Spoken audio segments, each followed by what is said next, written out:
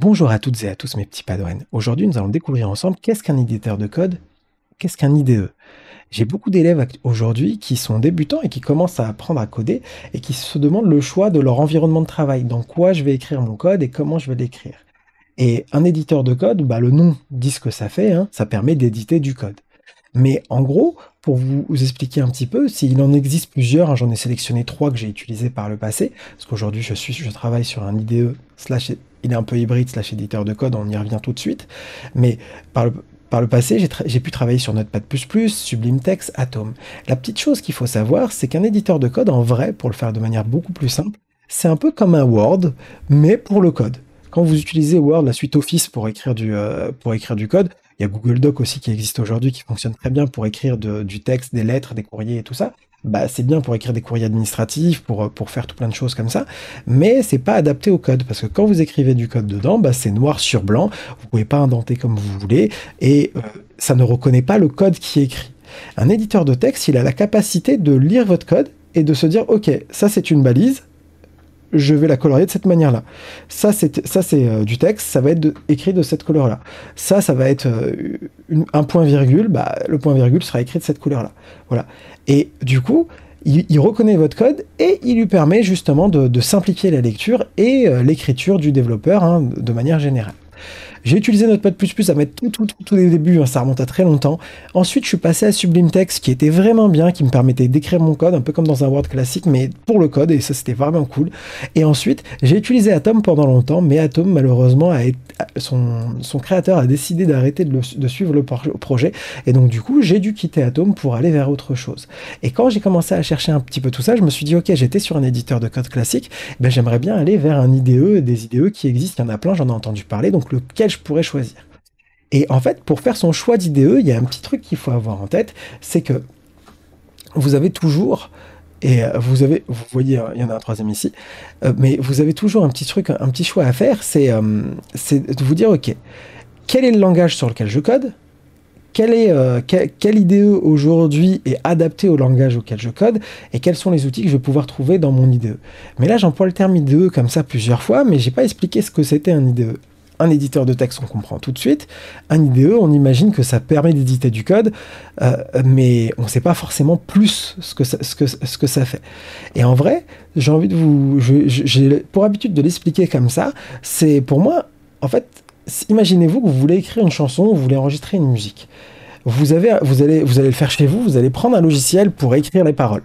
Ensuite, vous allez prendre un autre logiciel pour composer la musique. Puis un autre encore pour enregistrer votre voix. Mais si vous prenez un studio d'enregistrement, il regroupe tout ça déjà à l'intérieur. Le studio d'enregistrement va avoir tout dans la même pièce et vous pourrez enregistrer et faire votre musique et justement enregistrer votre voix directement dans cet environnement. L'IDE, c'est le studio du développeur. En gros, ça va être un endroit où vous allez pouvoir faire tout plein de choses qui vont vous permettre de coder. Je reviens un petit peu plus tard sur quelles sont les choses qu'on peut faire en plus dedans, au-delà d'éditer du texte, mais voilà, on y vient tout de suite. Juste pour vous dire aussi que c'est par spécialité de code. PyCharm, il a été fait spécialement pour le langage Python.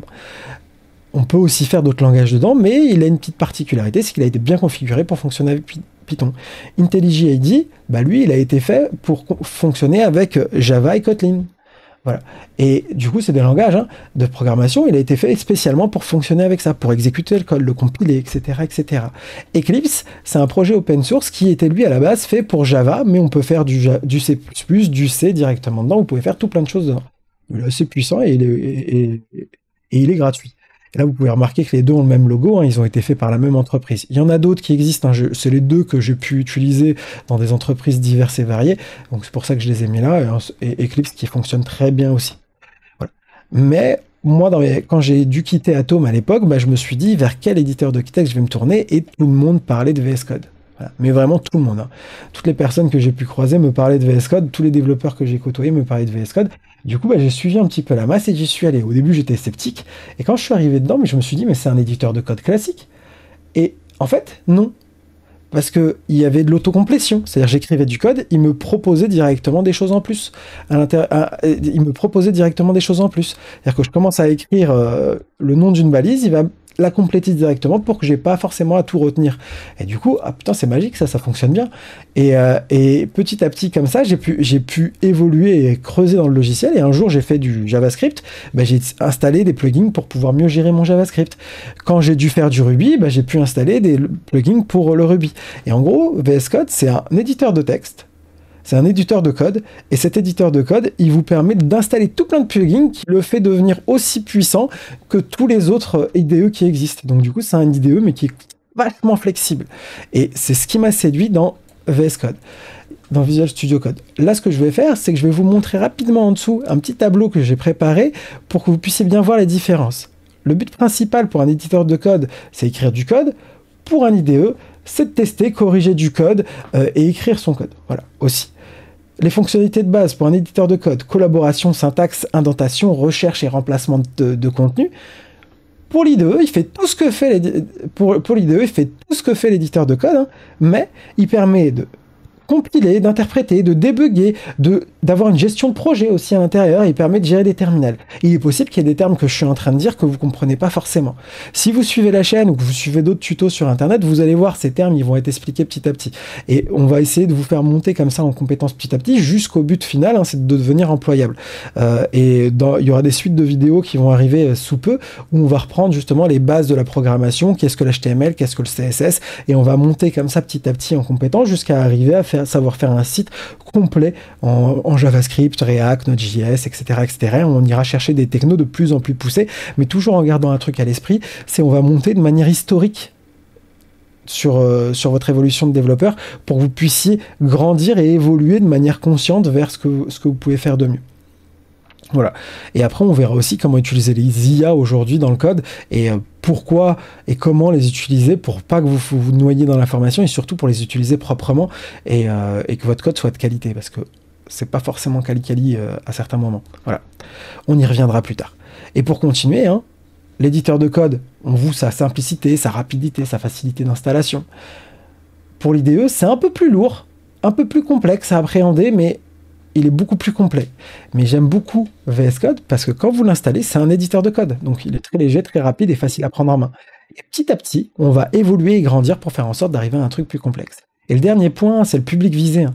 L'éditeur de code, il est pour les débutants et des personnes qui veulent juste tester un petit peu le code. Voilà, et voir. Mais quand vous passez à la vitesse supérieure, ce qui va être votre cas, c'est de devenir c'est pour des développeurs qui travaillent vraiment sur le terrain et qui vont avoir des projets complexes à manager et professionnels à bien gérer. Donc tout ça, on va essayer de vous le faire découvrir. De toute façon, on va l'installer maintenant, le logiciel. Sur ma machine là actuelle, j'ai pas installé VS Code, toute neuve, donc j'ai pas installé VS Code, donc je vais m'en profiter pour le faire devant vous et qu'on puisse trouver justement comment installer VS Code sur sa machine et que vous soyez carré avec ça et que ça fonctionne bien pour vous. Alors, maintenant, ce qu'on va faire, c'est qu'on va cliquer. Vous allez juste aller chercher Visual Studio Code sur Internet. Hein, je vais taper Visual Studio Code ou VS Code, hein, c'est à vous de voir. Vous allez tomber sur le premier site qui est là. Je vais cliquer dessus. Et ici, si je suis sur Linux, il va me proposer l'installation pour Linux. Sur Mac, il va me proposer l'installation sur Mac. Je suis sur Windows actuellement, donc je vais l'installer pour Windows. Le logiciel est téléchargé. Je vais cliquer directement sur le petit VS Code qui est là, ou sinon je peux cliquer là, cliquer sur la petite maison pour avoir le fichier qui a été téléchargé là actuellement. Moi j'ai cliqué directement sur le fichier comme ça, donc ça l'a exécuté, hein, là on peut voir que j'ai le petit logo. Il me demande si j'accepte les termes de la licence et du contrat, etc. etc. Je vais les accepter, j'ai déjà installé auparavant et j'ai jamais eu de soucis. À partir de là, je vais avoir le choix du dossier où je veux l'installer. Il est très bien là où il est, il n'y a aucun souci là-dessus. Il me demande si je veux créer un dossier pour le menu démarrer, etc. etc. Bah, à quel endroit, quel est le nom du dossier et tout, je dis oui. Là, ici, il y a des petits trucs un peu intéressants à cocher. Il me dit créer une icône sur le bureau. Si vous en avez besoin, vous le mettez. Mais c'est deux petites options qui sont là pour le mettre dans le menu déroulant quand vous cliquez droit pour ouvrir un dossier ou un fichier. Ça peut être intéressant au début quand vous ne savez pas forcément encore utiliser bien votre terminal. On aura des vidéos dédiées pour pouvoir utiliser un terminal et savoir naviguer dans l'ordinateur via le terminal. Du coup, vous ne cliquerez plus jamais droit pour ouvrir un fichier. Hein, vous irez directement le faire avec le terminal. Mais dans l'idée, ça peut être intéressant dans les débuts d'avoir ces options-là, c'est qui peut le plus, peut le moins.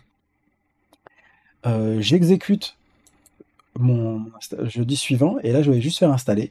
Ça va avoir pour effet d'installer VS Code dans ma machine et à terme pouvoir me mettre, pouvoir faire en sorte que je puisse justement commencer à coder et commencer peut-être à installer quelques plugins, quelques petites choses. Là dans cette vidéo, je vais juste l'installer, le lancer, peut-être ouvrir un petit dossier histoire de voir un petit truc et l'installation est terminée. Je veux dire, il me demande d'exécuter Visual Studio Code directement, je veux dire oui, moi je vais faire terminer. Ça va lancer Visual Studio Code. Si pour vous ça ne le lance pas, vous allez là, vous avez souvent le dernier logiciel installé qui est là, ou sinon si vous ne le trouvez pas, vous tapez VS Code dans votre barre de recherche, vous allez tomber sur Visual Studio Code, vous cliquez dessus, ça va vous l'ouvrir. Quand vous l'ouvrez, je sais qu'il y a certaines personnes qui n'ont pas Copilot qui s'affichent comme ça des fois ici, n'hésitez pas à fermer ce petit encart qui est à gauche parce que vous n'allez pas vous en servir pour l'instant, ce sera pour un autre laïus, c'est un autre chapitre ça. Donc on va fermer ça. Et à partir de là, on va pouvoir commencer à s'amuser et à faire des petites choses. On peut voir ici qu'il y a différents icônes. Tout à l'heure, je vous parlais d'extensions. Ici, on va pouvoir voir la liste des extensions qui existent. Et vous pouvez voir qu'il y a du Python, qu'il y a des extensions pour le C et le C++. On va voir Prettier. Il y a différentes extensions qui existent, qui vont être utilisantes et qui vont être intéressantes. Plus tard, je ferai une vidéo dédiée pour quelle extension installer sur VS Code et comment changer son thème. Comment changer le thème de couleur et de style par rapport à votre VS Code pour que vous puissiez un peu personnaliser votre éditeur. Et vous pourrez avancer comme ça. Pour ouvrir un fichier, il suffira juste d'open un dossier. Hein. Je vais aller dans mon bureau, je vais aller dans le dossier document ici. Je vais me créer juste un nouveau dossier comme ça et je vais l'appeler, je sais pas moi, site web. Je vais l'appeler comme ça pour l'instant. Hop, et je vais rentrer à l'intérieur. J'ai sélectionné mon dossier. Il me dit ce que je fais, je fais confiance à cet utilisateur, je vais lui dire oui. Hein. Et ici, à partir de là, je peux ici soit faire un clic droit, nouveau fichier pour créer un fichier, soit cliquer ici directement sur l'icône. Je vais cliquer là et je vais créer un fichier que je vais appeler index.html. Voilà. Et là, on peut voir qu'il a pris ici des petits chevrons pour pouvoir il a reconnu que c'était un fichier HTML. Ici, je vais taper style.css. Et là, vous pouvez voir que j'ai une autre, je vais zoomer un petit peu pour que vous puissiez mieux voir. Vous pouvez voir ici qu'il a reconnu que c'était un fichier HTML, et là, avec ce petit logo, qu'il a reconnu que c'était un fichier style.css. Et si je commence à taper de l'HTML, hein, en tapant HTML5 ici, je vais avoir une structure HTML de base qui va se créer dans mon fichier.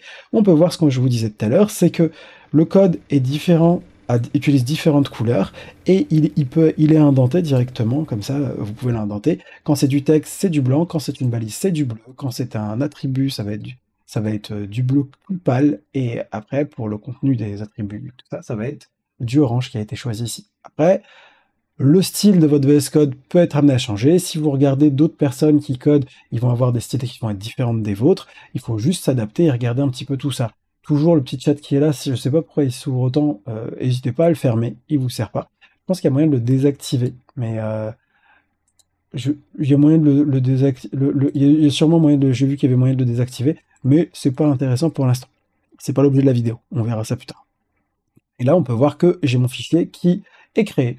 Petite astuce avant de nous quitter, hein, la petite dernière, c'est quand vous avez créé un fichier, visuellement parlant, ce fichier-là, je peux voir qu'il est sauvegardé parce qu'il y a une croix qui est à cet endroit-là, et celui-là, je sais que je ne l'ai pas sauvegardé. Pour quelle raison?